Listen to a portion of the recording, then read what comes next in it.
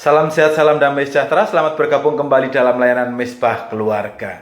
Dalam setiap hari, rata-rata per orang diperhadapkan dengan 35.000 pengambilan keputusan. Karena setiap hal, bahkan setiap langkah perlu keputusan. Salah mengambil keputusan bisa mengakibatkan penyesalan. Dari menyesal yang paling sederhana, menyesal sehari, menyesal sebulan, menyesal setahun, menyesal seumur hidup, bahkan yang paling fatal, menyesal selama-lamanya.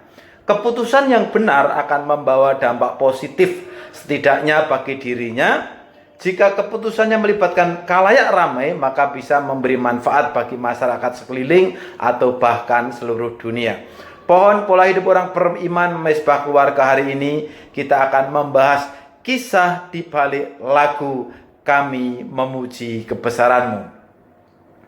Anda yang masih berusia teens atau berusia belasan tahun, jika satu saat sedang perjalanan menuju rumah ibadah, tiba-tiba di tengah perjalanan bertemu dengan sekelompok teman main dan mengajak untuk nonton atau pergi ke pesta atau ulang tahun yang dihadiri oleh anak-anak gadis, dan kebetulan orang yang Anda taksir ada di acara itu. Anda mau terus ke gereja atau ikut mereka? Resikonya bisa dibilang sok suci atau tidak solider loh kalau Anda menuju ke tempat ibadah. Inilah yang dialami oleh Carl Boberg, bukan Karl Bobrock tapi Carl Boberg dari Swedia. Ia bergumul berat atas ajakan temannya itu. Saat itu ia umur 19 tahun, tetapi ia memilih melanjutkan perjalanan ke gereja karena ingin mendengar khotbah pendeta tamu saat itu. Selesai ibadah dengan langkah tanpa tujuan, remaja ini menuju ke padang rumput dan dia berdoa mohon pengampunan Tuhan agar dosa-dosanya diampuni. Selama 2 minggu dirinya merasa ada beban yang berat karena kurang yakin dengan apa yang ia percaya. Sampai saatnya dia mendengar seorang anak laki-laki sedang menghafalkan ayat dari Yohanes 14 ayat 13. Apa saja yang kamu minta dalam namaku, aku akan melakukannya supaya Bapa dipermuliakan di dalam anak. Semakin sering ia mendengar ayat itu, semakin dia percaya isinya. Karena kita tahu bahwa iman timbul dari pendengaran dan pendengaran oleh firman Kristus. Maka dengan penuh iman, Carl Boberg minta pengampunan dan menerima Yesus sebagai juru selamat pribadinya, dan seketika itu juga kedamaian dari Allah memenuhi jiwanya. Ia lahir tahun 1859 di Monsteras, daerah pantai selatan Swedia. Saat usia 22 tahun ia menjadi pendeta muda. Awalnya diejek oleh orang karena masih muda dan belum banyak berpengalaman. Namun lambat laun ia diterima sebagai hamba Tuhan yang berbobot.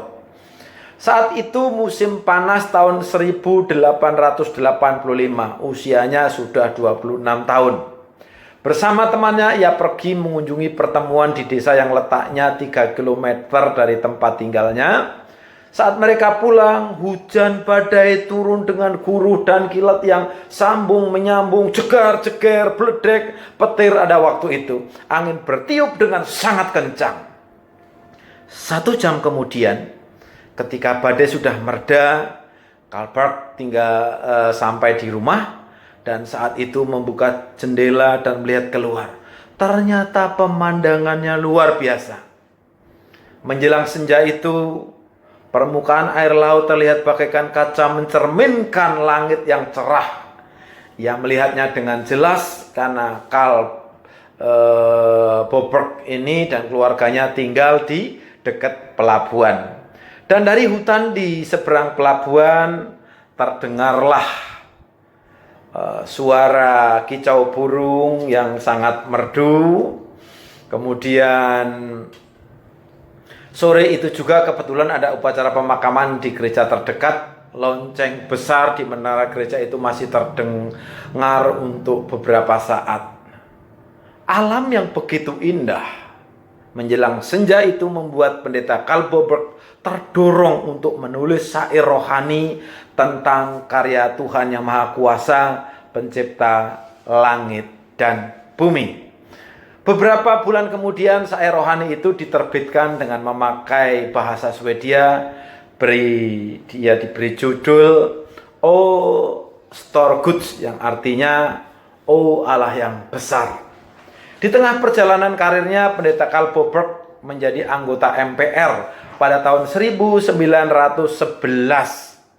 Dan pada tahun 1923 oleh Stuart Hine, seorang utusan Injil dari Inggris, lagunya diterjemahkan dalam bahasa Inggris dengan beberapa penambahan syair yang akhirnya kita dengar lagunya sekarang ini adalah Oh Lord my God, I'm in awesome wonder, consider all the words thy hand have made.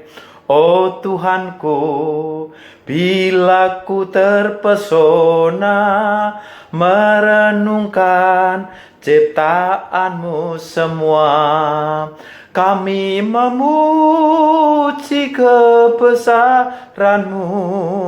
Ajaib Tuhan, ajaib Tuhan, kami memuji kebesaranmu.